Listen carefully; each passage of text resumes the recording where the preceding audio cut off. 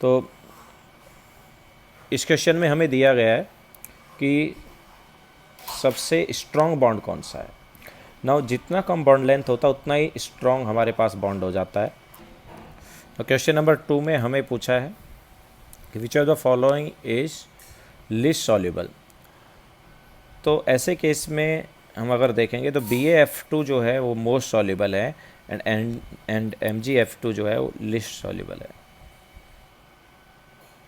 In question number 3 BeCl2 and MgCl2 दोनों के case में पॉजिटिव चार्ज ज़्यादा है एंड ज़्यादा पॉजिटिव चार्ज या ग्रेटर चार्ज की वजह से कोवेलेंट करैक्टर ज़्यादा हो जाता है, मीन्स आयनिक करैक्टर कम हो जाता है। नाउ इन दोनों में अगर हम कंपेयर करेंगे BeCl2 एंड MgCl2 में, तो Be जो है उसका साइज स्मॉल है, तो Be2 पॉजिटिव स्मॉल कैटायन है, तो फजान्स रूल की वजह से इसके केस में कोवेलेंट करैक्टर भी ज़्यादा होगा।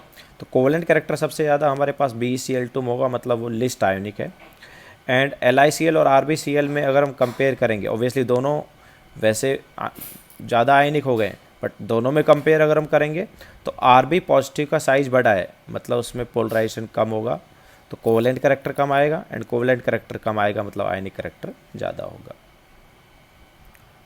नाउ क्वेश्चन नंबर 4, तो AgI जो है वो इनसॉल्युबल है। Y?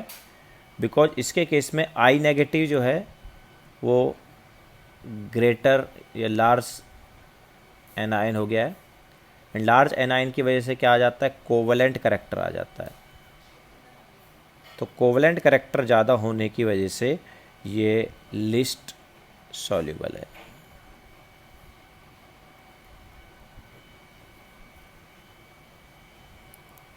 In question number 5 AgCl has greater covalent character, that's why it is less soluble.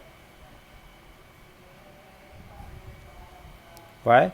Because Ag positive has PIGC configuration, that is pseudo inert gas configuration.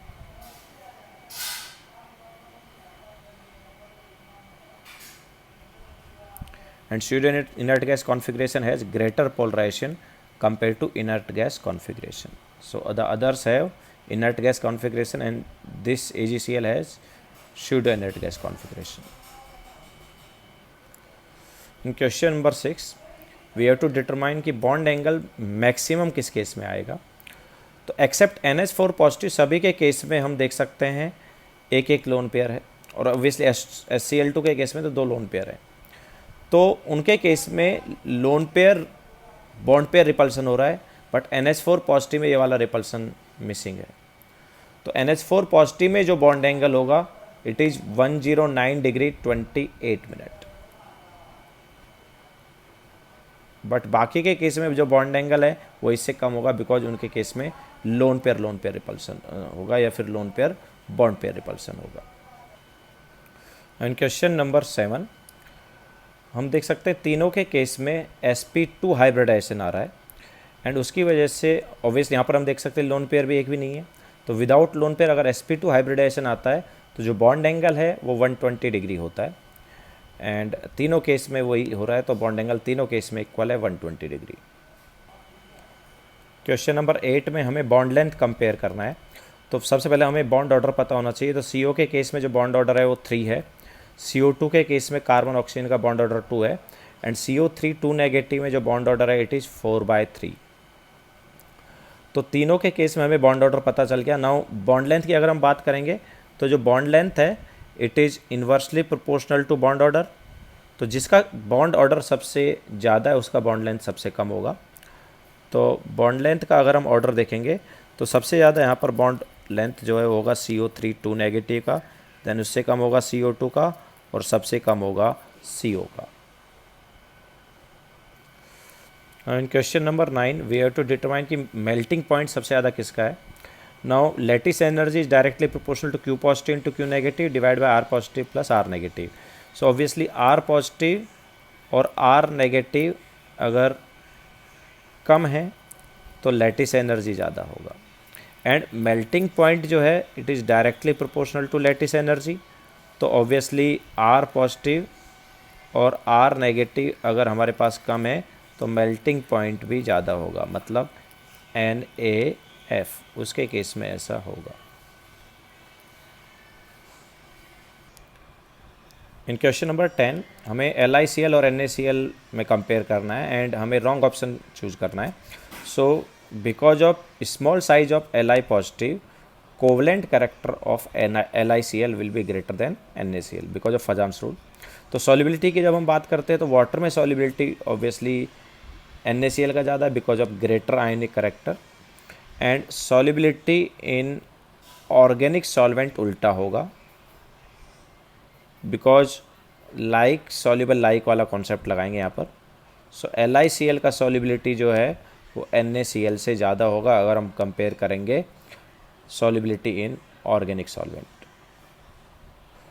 In question number 11 we have to compare ionic character. So Cl negative सभी में common है।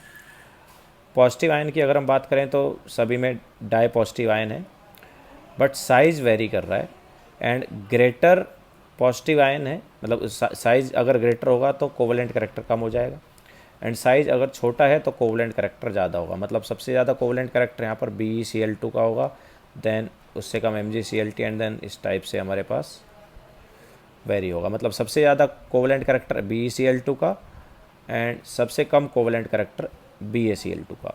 Now आयनिक character जो है इसका just उल्टा होगा।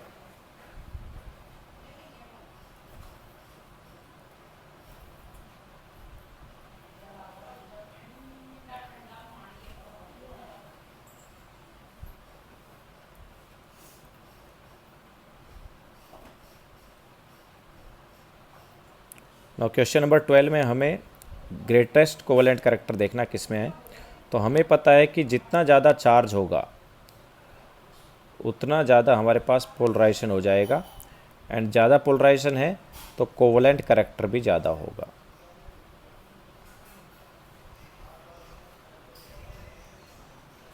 Covalent character जो है वो ऐसे केस में ज़्यादा होगा, तो answer will be Na3N because इस केस में N3 नेगेटिव है, देन यहाँ पर O2 नेगेटिव भी है और F नेगेटिव भी है।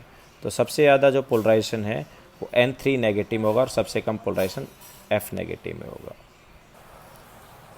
In question number 13 we have to arrange them in the order of bond angle. Now in NH4 positive there is no lone pair, NH3 में एक लोन पेयर है और NH2 नेगेटिव में दो लोन पेयर है। तो इसमें कोई रिपल्सन नहीं होगा, बट यहाँ पर loan pair bond pair repulsion है, यहाँ लोन पेयर रिपल्सन भी है और loan pair bond pair repulsion भी है। तो उस रिपल्सन की वजह से ये बॉन्ड एंगल सबसे कम हो जाएगा, एंड देन इससे थोड़ा सा ग्रेटर बॉन्ड एंगल इसमें होगा, एंड यहाँ पर कोई रिपल्सन नहीं है लोन पेयर वाला, तो इसके इसमें सबसे ज़्यादा बॉन्ड एंगल होगा। In question number 14 NO2 negative में स्ट्रक्चर कुछ इस टाइप से होगी, तो इसमें एक लोन पेयर है एंड यहाँ पर कोई हमारे पास पाई बॉन्ड नहीं है।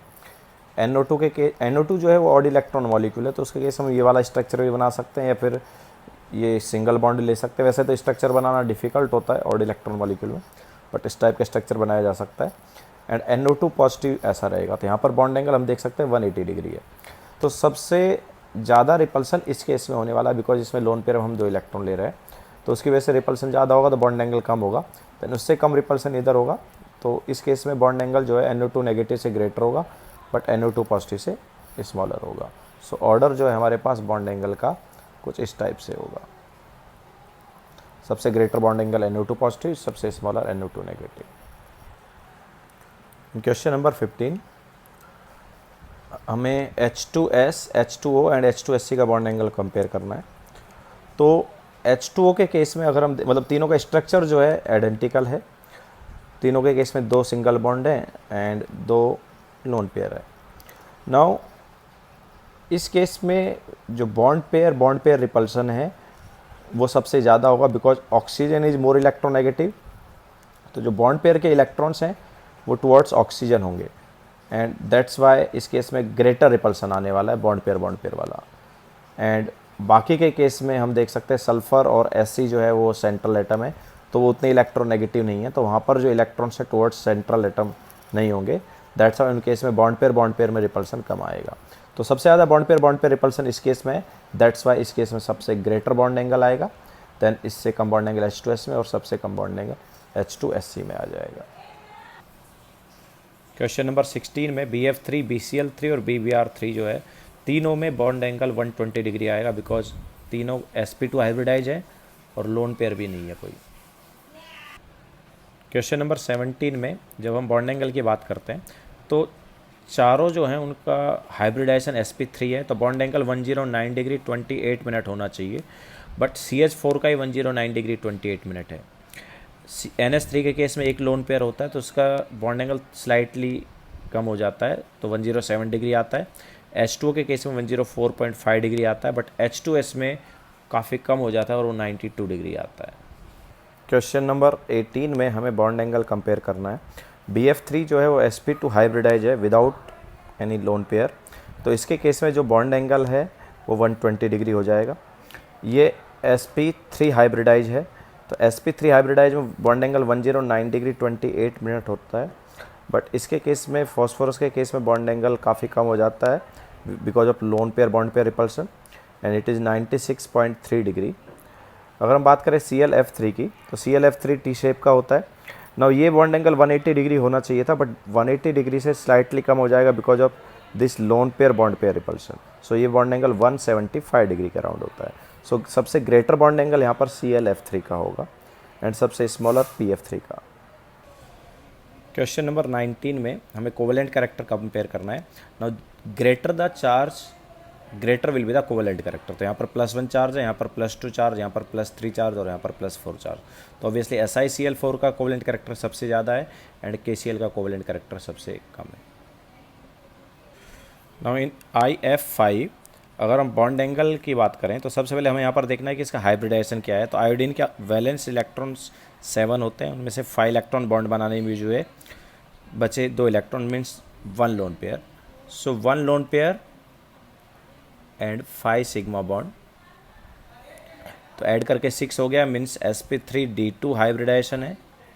सो ऑक्टाहेड्रल इसका शेप होगा, सॉरी ज्योमेट्री होगा, एंड शेप की अगर हम बात करेंगे तो स्क्वायर पिरामिडल आएगा।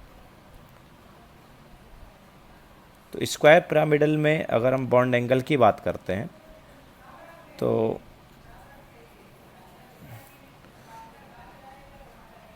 F F F F F and इस टाइप से, तो जो बॉन्ड एंगल है वो यहाँ पर 90 डिग्री भी हो सकता है, these bond angles are 90 degree, और ये वाला बॉन्ड एंगल जो है वो 180 डिग्री है, तो 90 डिग्री भी है एंड 180 डिग्री भी है, दोनों टाइप के यहाँ पर बॉन्ड एंगल रहेंगे। क्वेश्चन नंबर 21 में हमें दिया है Na positive is larger than Mg2 positive and S2 negative is larger than Cl negative, ये हमें साइज दिया हुआ है। तो अगर हम यहाँ पर सॉल्युबिलिटी की बात करें तो पहले हम यहाँ पर कोवेलेंट कैरेक्टर की बात कर लेते हैं। तो कोवेलेंट कैरेक्टर के लिए चार्ज ज़्यादा होना चाहिए, तो चार्ज Mg और S के केस में अगर हम देखेंगे तो MgS का जो चार्ज है वो ग्रेटर है, दोनों केस में ग्रेटर चार्ज आएगा, और NaCl के केस में चार्ज स्मॉलर आएगा। ठीक है, तो ग्रेटर चार्ज है तो ऑब्वियसली कोवेलेंट कैरेक्टर ज़्यादा होगा, तो MgS का कोवेलेंट कैरेक्टर NaCl से ज़्यादा है। तो अगर हम सॉल्युबिलिटी इन वाटर देखेंगे तो वाटर में जो सॉल्युबिलिटी है उल्टा होगा, बिकॉज ग्रेटर आयनिक कैरेक्टर होता है तो सॉल्युबिलिटी ज़्यादा होता है, मीन्स MgS का जो सॉल्युबिलिटी है it will be lesser than NaCl का सॉल्युबिलिटी। NaCl का सॉल्युबिलिटी ज़्यादा है और MgS का सॉल्युबिलिटी यहाँ पर कम है।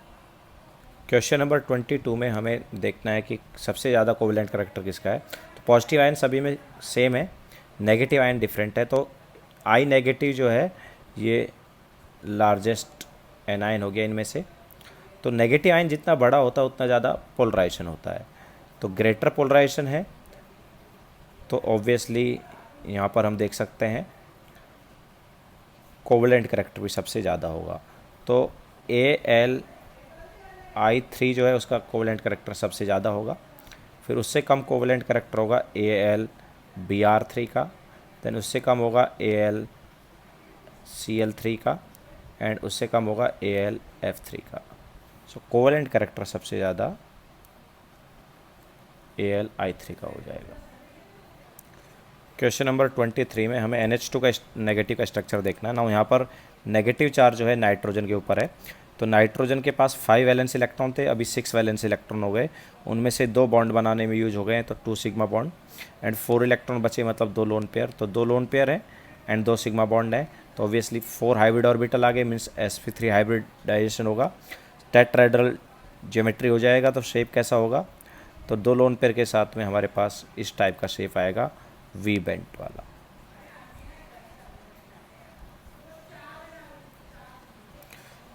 क्वेश्चन नंबर 24 में SO3 और NH4 पॉजिटिव दोनों में 0 लोन पेयर है, ये ट्राइगोनल प्लेनार है 120 डिग्री एंगल, ये टेट्राहेड्रल है 109 डिग्री 28 मिनट।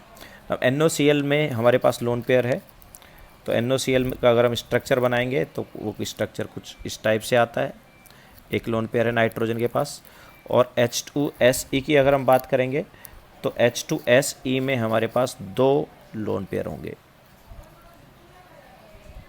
तो यहाँ पर जो बॉन्ड एंगल है वो अप्रॉक्सीमेटली 90 डिग्री होता है, तो सबसे मिनिमम यहाँ पर जो बॉन्ड एंगल है वो H2SE में होगा। तो अगर हम बॉन्ड एंगल यहाँ पर कंपेयर करें तो H2SE का सबसे कम, उससे ग्रेटर होगा NOCl में, उससे ग्रेटर उससे ग्रेटर होगा NH3 में, NH4 पॉजिटिव में, एंड सबसे ग्रेटर होगा SO3 में। तो ये हमारे पास बॉन्ड एंगल का ऑर्डर होगा।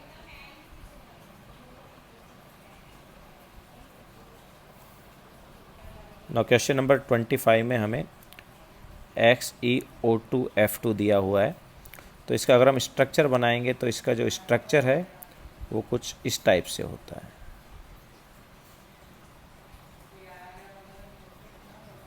तो हमें FXEF ये वाले बॉन्ड एंगल को देखना है, तो ये जो बॉन्ड एंगल है ये बॉन्ड एंगल अप्रॉक्सीमेटली 180 डिग्री के अराउंड रहता है, 180 डिग्री से स्लाइटली लेसर होगा। क्यों? क्योंकि लोन पेयर रिपल्सन यहाँ पर हो जाएगा, लोन पेयर जो है ये सिग्मा बॉन्ड को रिपेल करेगा, तो जो बॉन्ड एंगल है 180 डिग्री से स्लाइटली लेसर होगा। तो XeO2F2 में ये बॉन्ड एंगल अप्रॉक्सीमेटली 180 डिग्री होता है।